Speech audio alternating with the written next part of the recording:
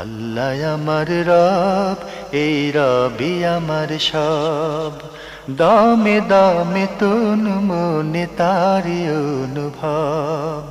তোমার দুনিয়াতে আমি যেদিকে তাকাই, অথই নিয়ামতে ডুবে আছি সবাই।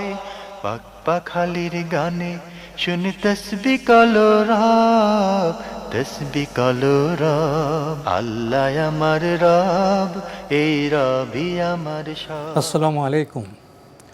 আলহামদুলিল্লাহ, আসসালাতু ওয়াসসালামু আলা রাসূলিল্লাহ। প্রিয় দর্শক, আপনারা যারা দেশে আছেন প্রবাসে, সবাইকে জানাই অনেক অনেক প্রীতি ও শুভেচ্ছা। শুরু হলো এনটিভি আয়োজিত এবং লাভ হলো নিবেদিত অনুষ্ঠান আপনার জিজ্ঞাসা। আপনাদের সাথে আছি আমি জয়নুল আবেদিন আজাদ, আর আপনাদের মনে জাগা প্রশ্নের জিজ্ঞাসার জবাব দিচ্ছেন বিশিষ্ট আলেম ডক্টর মোহাম্মদ সাইফুল্লাহ। আসসালামু আলাইকুম ওরহমতুল্লাহি ওয়া বারাকাতুহু। প্রিয় দর্শক, চলুন তাহলে জিজ্ঞাসার জগতে। শুরুতে একটি ইমেল পাঠিয়েছেন আব্দুল সালাম, কুড়িগ্রাম থেকে লিখেছেন, আপনাদের অনুষ্ঠান আমি নিয়মিত দেখি। আমার প্রশ্ন, যারা এনজিও থেকে সুদে টাকা নেয় তাদের সাথে শেয়ারে পুকুর লিজ নিয়ে চাষ করা যাবে কি? এতে আমি সুদে সহযোগিতা করলাম কি? ধন্যবাদ এই ভাইকে। আপনি প্রশ্ন করেছেন যে যারা এনজিও থেকে টাকা নেয়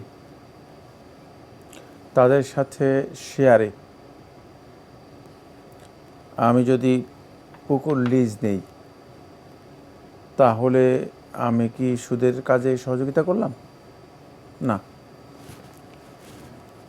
তাদের সাথে আপনি শেয়ারে ব্যবসা করতে পারবেন, তাদের সাথে আপনি শেয়ারে পুকুর লিজ দিতে পারবেন, অথবা শেয়ারে অন্য কোনো বৈধ কাজ করতে পারবেন। যেহেতু তাদের সুদের লেনদেনটা আপনার সাথে সরাসরি যুক্ত নয়, সেই ক্ষেত্রে তাদের এই সুদের লেনদেনের জন্য তারা দায়ী থাকবে এবং সেটা তাদের জন্য হারাম হবে। আর আপনি যেহেতু তাদের সাথে ব্যবসা বাণিজ্য করতে হবে, সেক্ষেত্রে আপনি যদি বৈধ সুদমুক্ত কোনো সুদের সম্পৃক্ততা নাই এমন কোনো ব্যবসা তাদের সাথে করেন, তাহলে সেটা আপনার জন্য বৈধ, সেটা আপনি করতে পারবেন। দলিল হচ্ছে রাসূলুল্লাহ সাল্লাল্লাহু আলাইহি ওয়াসাল্লাম ইহুদিদের সাথে বিভিন্ন লেনদেন করেছেন। ইহুদিদের কাছ থেকে আল্লাহ নবী সাল্লাল্লাহু আলাইহি ওয়াসাল্লাম বেচা কেনা করেছেন, ইহুদিদের কাছ থেকে ঋণ নিয়েছেন। তো ইহুদিদের বেশিরভাগ লেনদেন ছিল মূলত সুদভিত্তিক। তারা সুদের কাজটা তারা সম্প্রসারিত করেছে, তারা সুদের আবিষ্কারই তারা করেছে এবং সুদের কারবারই তাদের সব কারবারই ছিল সুদভিত্তিক। সুতরাং যদি সরাসরি কোনো সুদের সম্পর্ক না থাকে, তাহলে ওই কোম্পানির সাথে অথবা ওই ব্যক্তির সাথে আপনি যদি কোনো বৈধ সুদমুক্ত কোনো লেনদেন করেন, সেটা আপনার জন্য বৈধ। সেক্ষেত্রে আপনি তাদের সুদে কারবারে সহযোগিতা করেছেন, এই কথা সঠিক নয়। আর সুদের সহযোগিতার বিষয়টি নিশ্চিতভাবে সুনির্দিষ্ট কিছু কাজের মধ্যে সীমাবদ্ধ। সেটা হচ্ছে সুদের সাক্ষী দেয়া অথবা সুদী কারবারে লেখার কাজ করা। এগুলো হচ্ছে সুদের সরাসরি জড়িত বিষয়। এছাড়া অন্য বিষয়গুলো মূলত এর আওতাভুক্ত হবে না, কারণ রাসূলুল্লাহ সাল্লাল্লাহু আলাইহি ওয়াসাল্লাম যেটাকে বলেছেন, এই বিষয়গুলো আল্লাহ নবী সাল্লাল্লাহু আলাইহি ওয়াসাল্লাম ওহীর মাধ্যমে বলেছেন। সুতরাং এগুলোই এর মধ্যে সীমাবদ্ধ থাকবে। এর উপর আন্দাজ করে অন্য কোনো বিষয়কে সম্পৃক্ত করা এটি সঠিক বক্তব্য নয়। এখানে যে বিষয়টি এসছে শেয়ারে পুকুর লিজ নিয়ে চাষ করে, এটা তো হালাল কাজ একটা। জি না, তিনি যেটা চিন্তা করেছেন সেটা তো তার সাথে মানে সুদী কারবারের সাথে জড়িত আছে, তারা সুদী কারবারের সাথে জড়িত আছে, এই জন্য। জি, আরও লিখেছেন, জমি বিক্রয় করে সেই টাকা দিয়ে ব্যবসা করলে বরকত হবে কি? বারাকাতের বিষয়ের জন্য শর্ত নয় যে জমি বিক্রি করে ব্যবসা করতে হবে। এটা আমার জানা নেই, আমি বুঝতে পারছি না কী জন্য এই প্রশ্ন করেছেন। বাকি জমি বিক্রি করাও জায়েজ, জমি বিক্রি করে ব্যবসা করাও জায়েজ। ব্যবসায় বারাকাতের জন্য শর্ত কী, এটা প্রশ্ন করলে প্রশ্নটা শুদ্ধ হতো। মানে আপনি প্রশ্ন যদি এভাবে করতেন যে ব্যবসা বরকত পাওয়ার জন্য কী শর্ত রয়েছে, তাহলে প্রশ্নটা শুদ্ধ হতো। 1 নম্বর হচ্ছে ব্যবসায়ী লেনদেনের ক্ষেত্রে সততা ও সত্যবাদিতার অনুসরণ করা। ফাইন সাদাকা, রাসূলুল্লাহ হাদিসের মধ্যে ইরশাদ করেছেন, বুরিকা ফি বাইইহিমা, যদি তারা সততা এবং সত্যবাদিতার অনুসরণ করে তাহলে তাদের বেচাকেনায় বরকত দেওয়া হবে।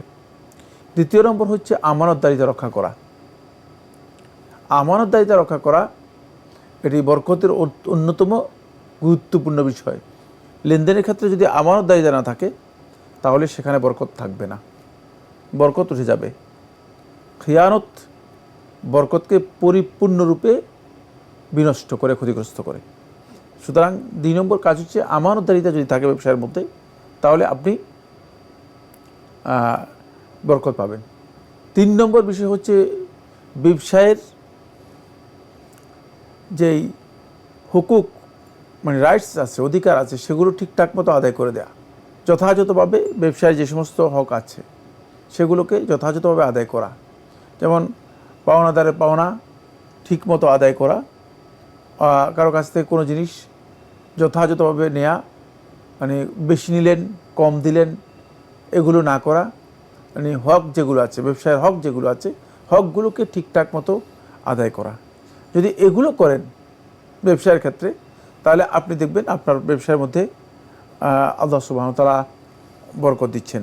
এবারে ইমেলটি পাঠিয়েছেন জিহাদ মাহিব ধানমন্ডি থেকে, লিখেছেন, আমার প্রশ্ন, পশ্চিম দিকে পা দিয়ে শুলে কি কোনো গুনাহ হয়? ধন্যবাদ। না, পশ্চিম দিকে পা দিয়ে যদি কেউ শোন এতে কোনো গুনাহ নেই, এটা শুইতে পারেন, জায়েজ। কিন্তু কিবলার দিকে অবমাননা হয় এমন কোনো কাজ করা ইসলামী শরীয়তে নিষিদ্ধ অথবা নাজায়েজ। এখন যদি আমাদের পরিভাষায় অনেকেই দেখা যায় যে যেহেতু বাংলাদেশ থেকে পশ্চিমটা হচ্ছে কেবলা, এই জন্য অনেকে মনে করে থাকেন যে কেবলার দিকে পা দেওয়াটা এটা সঙ্গত নয়, কিন্তু এই ধারণা সঠিক নয়। কারণ পা দেয়া, এটা শোয়ার বিষয়টি, পা দেয়া এটা কোনো অবমাননার বিষয় নয়, এটা আপনি যে কোনো দিকেই শুইতে পারেন। একজন ব্যক্তি তার মাথা তিনি তার সুবিধা মতো ঘরের মধ্যে জায়গা যেভাবে আছে সুবিধা মতো সেভাবে মাথা সেদিকে দিবেন, পা সেদিকে দিবেন, এটা তার সুবিধার সাথে জড়িত। এখন তার যদি সুবিধা হয় পশ্চিম দিকে পা দিলে শুইতে সুবিধা, তাহলে পশ্চিম দিকে শুইতে পারবেন, কোনো অসুবিধা নেই। আর যদি সুবিধা হয় মানে পশ্চিম দিকে মাথা দিতে, তাহলে পশ্চিম দিকে মাথা দিবেন। আমাদের এই ধারণা সঠিক নয় যে পশ্চিম দিকে, যেহেতু কেবলার অবমাননা হয় পা দেওয়ার মাধ্যমে না, কেবলার অবমাননা হয় যে সমস্ত কাজ, সেই কাজগুলো আল্লাহ নবী সাল্লাল্লাহু আলাইহি ওয়াসাল্লাম আমাদেরকে জানিয়ে গেছেন। তার মধ্যে একটি হচ্ছে পশ্চিম দিকে কেবলার মুখে থুতু নিক্ষেপ করা, এটি ভয়ঙ্কর অপরাধ, গুনাহের কাজ। তারপরে মানে পশ্চিম দিকে মুখ করে পেশাব অথবা পায়খানা করা, যে বিষয়গুলো রাসূলুল্লাহ সাল্লাল্লাহু আলাইহি ওয়াসাল্লাম অবমাননাকর বিষয়, সেগুলোর ব্যাপারে সুনির্দিষ্ট দিক নির্দেশনা দিয়ে গেছেন। সুতরাং এটা আমরা নিজেরা আবিষ্কার করে নিয়েছি, এটা সঠিক নয়, বরং এটা অবমাননার সাথে জড়িত বিষয় নয়। আমাদের হাতে একটি ইমেল পাঠিয়েছেন মোহাম্মদ রাসেল আহমেদ, লিখেছেন, আমার প্রশ্ন হলো, আল্লাহ আমাদের যাদের কালো বানিয়েছেন কেন বানিয়েছেন, দোষটা কি, এটা কোন ধরনের ইনসাফ বলতে পারবেন? আল্লাহ চালিত সবাইকে ফর্সা সুন্দর করে বানাতে পারতেন, কিন্তু তা না করে কালো মানুষ কেন বানিয়েছেন? কালো মানুষদের কি অপরাধ? ভাই প্রশ্ন করি, কালো রং কি খারাপ? এই ধারণা কোত্থেকে এলো, কি বলবেন? না, এই ভাইয়ের এই প্রশ্ন সত্যিকার অর্থেই দুঃখজনক। প্রথম কথা হচ্ছে তিনি আল্লাহ সুবহানাহু ওয়া তাআলা সম্পর্কে একটা অভিযোগ করেছেন, যেটা সঠিক নয়। কালো হলেই যে তিনি খারাপ, একথা কে বলেছে? আর কালো রঙের কারণে শুধুমাত্র কোনো ব্যক্তিকে ঘৃণা করা এটি মোটেও উচিত নয়, জায়েজ এটা তো বর্ণবাদ। জি। 3 নম্বর যে বিষয়টি সেটা হলো আল্লাহ তাআলার হিকমত সম্পর্কে আমরা জানি না। আপনি যেটা জানেন না সেটা আমিও জানি না। আমাকে আল্লাহ রাব্বুল আলামিন কেন এরকম সৃষ্টি করেছেন, এই রং বা বাদামি রং কেন মানে দিলেন? এই রং কেন দিয়েছেন, আমার সৃষ্টিটা এমন কেন, এটা আল্লাহ রাব্বুল আলামিন সবচেয়ে ভালো জানেন।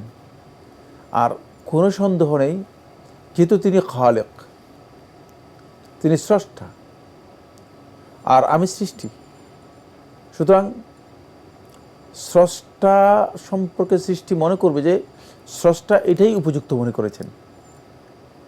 এর মধ্যেই স্রষ্টার হিকমত রয়েছে, বিশাল প্রজ্ঞা রয়েছে, যেটা আমরা কোনোভাবেই উপলব্ধি করতে পারবো না। এটা প্রশ্ন করার সুযোগ নেই, প্রশ্ন করার সুযোগ নেই, প্রশ্নের জায়গাও নেই। সুতরাং আপনি আল্লাহ তাআলার কাছে তওবা করুন।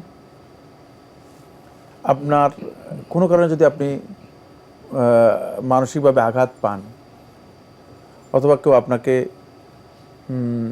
হার্ট করে আঘাত দিয়ে থাকে ব্যক্তির আচরণের কারণে, ব্যক্তির আচরণের কারণে, এটাকে ভুলে যান। সেই ব্যক্তি যদি কোনো রঙের কারণে আপনাকে আঘাত করে থাকে, তাহলে সে কিয়ামতের দিন আল্লাহ তাআলার কাছে জবাবদিহি করতে হবে। সে তো অপরাধী, সে অপরাধ করেছে। আর আপনি আল্লাহ তাআলার কাছে ক্ষমা প্রার্থনা করুন। এর জন্য কোনো ধরনের অভিযোগ, কোনো ধরনের অনুরাগ, কিছুর কোনো সুযোগ নেই, বরং আল্লাহ তাআলার কাছে ক্ষমা চান এবং এটাই মনে রাখুন যে আল্লাহ সুবহানাহু ওয়া তাআলা এটা আপনার জন্য, আমার জন্য উপযুক্ত মনে করেছেন, তাই করেছেন।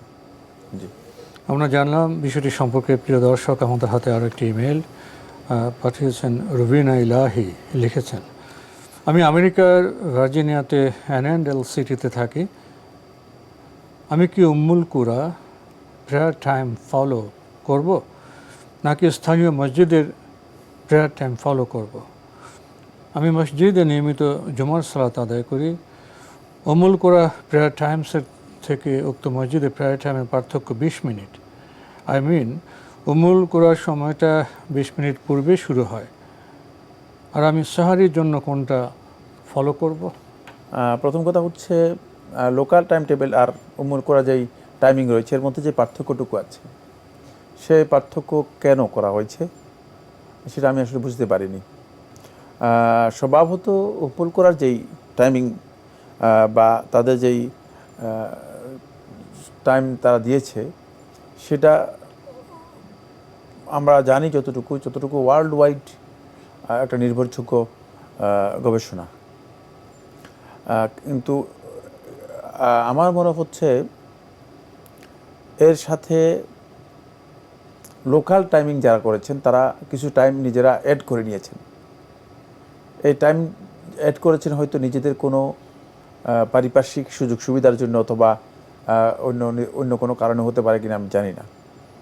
আপনি যদি উম্মুল কুরাকে ফলো করেন, উম্মুল কুরা যে প্রেয়ার টাইম আছে সেটাকে ফলো করেন, সেটা আপনার জন্য বৈধ, আপনি করতে পারবেন, কারণ এটা ইন্টারন্যাশনাল নির্ভরযোগ্য একটি গবেষণা।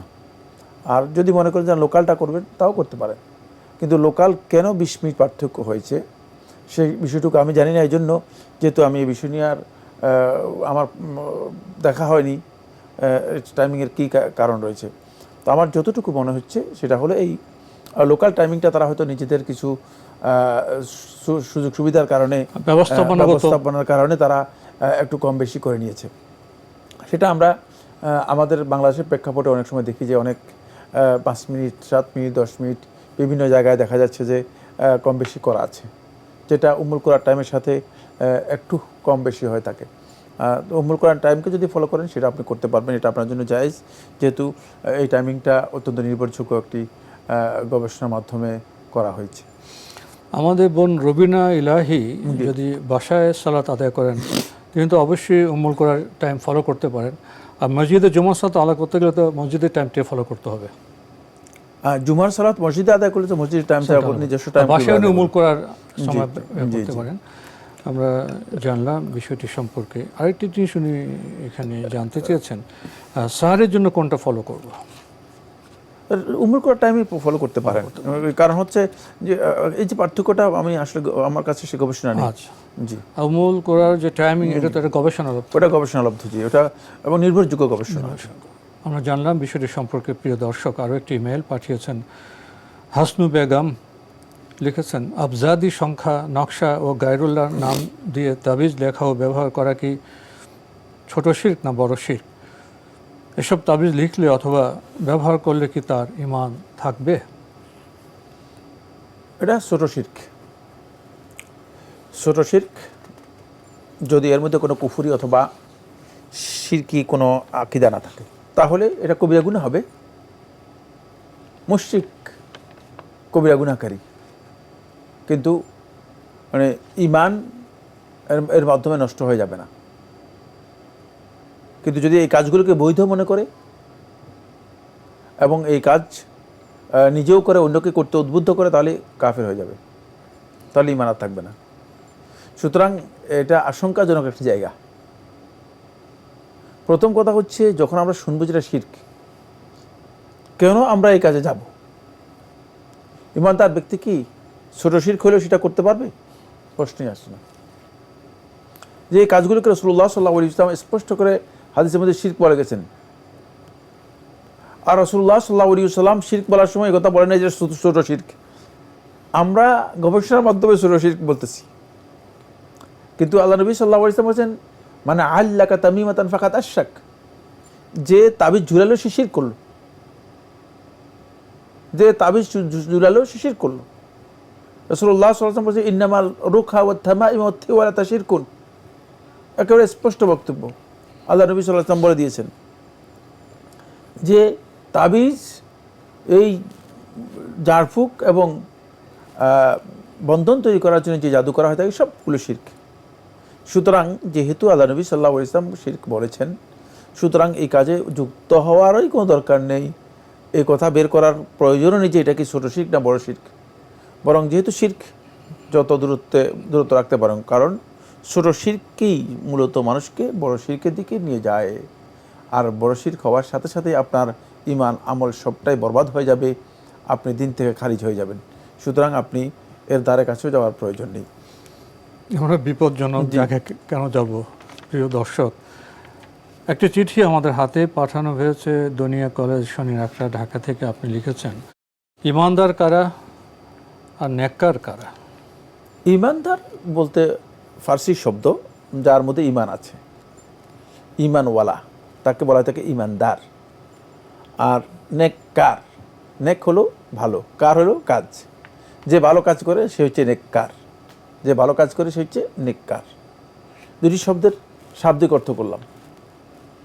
পারিভাষিক অথবা প্রয়োগের দিক থেকে ঈমানদার বলা হয় থাকে ওই সমস্ত ব্যক্তিদেরকে যারা ঈমানের মৌলিক বিষয়গুলো অন্তরে দৃঢ় প্রত্যয়ের সাথে বিশ্বাস করে, সেগুলো মেনে স্বীকৃতি দিয়েছে এবং বাস্তবায়ন করে, কাজে পরিণত করে, তারা হচ্ছে ঈমানদার।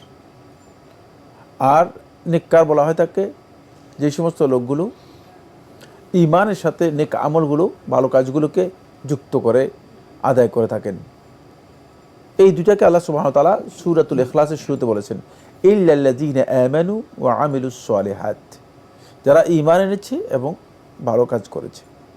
ঈমান এবং নেক আমল একটা আরেকটাকে পরিপূর্ণতা দেয়, একটা আরেকটার জন্য পরিপূরক। এবং নেক আমল ঈমানের গুরুত্বপূর্ণ শর্ত অথবা গুরুত্বপূর্ণ রক্ষণ। আলেমদের মধ্যে এই বিষয়ে মতপার্থক্য রয়েছে। নেক আমলের মাধ্যমে মূলত ঈমানের পরিপূর্ণতা বা ঈমানের যথার্থতা প্রমাণিত হয়। অন্যথায় শুধুমাত্র ঈমান বিশ্বাস করলেই হয়ে যাবে, এ কথা সঠিক নয়। তো আজকে আমাদের এখানেই শেষ করতে হচ্ছে। আপনাকে অনেক ধন্যবাদ। আপনাকে অনেক ধন্যবাদ। প্রিয় দর্শক, আমাদের ছিলাম এনটিভি আয়োজিত এবং লাভ হলো নিবেদিত অনুষ্ঠান আপনার জিজ্ঞাসা। আমাদের অনুষ্ঠান আপনারা এনটিভি অনলাইনেও দেখতে পারবেন। ভিজিট করুন www.ntbbt.com। এছাড়া ইউটিউবে এবং আমাদের ভেরিফাইড ফেসবুক পেজে অনুষ্ঠান দেখতে পারবেন। আর শেষের প্রশ্নটি খুবই সুন্দর। ঈমানদার কারা, নেককার কারা? আমরা জেনেছি আমরা ইমানকে, আমাদের বিশ্বাসকে দৃঢ় করব এবং তার অনুকূলে আমরা আমলও করব। এটা তো আমাদের জন্য সুন্দর একটি বার্তা। চিঠি লিখুন, প্রশ্ন পাঠান আমাদের ঠিকানায়। পরিচালক আপনার জিজ্ঞাসা, এনটিভি, বিএসসিসি ভবন, 7ম তলা, 102 কাজী নজরুল ইসলাম অ্যাভিনিউ, কারওয়ান বাজার, ঢাকা 1215। ইমেল অ্যাড্রেস আপনার জিজ্ঞাসা @ntvbd.com। মহান আল্লাহ আমাদের সবাইকে নিরাপদে রাখুন, রাখুন শান্তিতে। আসসালামু আলাইকুম। আল্লাহ আমার রব, এই রবি আমার সব, দামে দামে তন মনে তারি অনুভব। তোমার দুনিয়াতে আমি যেদিকে তাকাই, অথই নিয়ামতে ডুবে আছি সবাই। পাক পাখালির গানে শুনি তসবিহ কলরব, তসবিহ কলরব। আল্লাহ আমার রব, এই রবি আমার সব।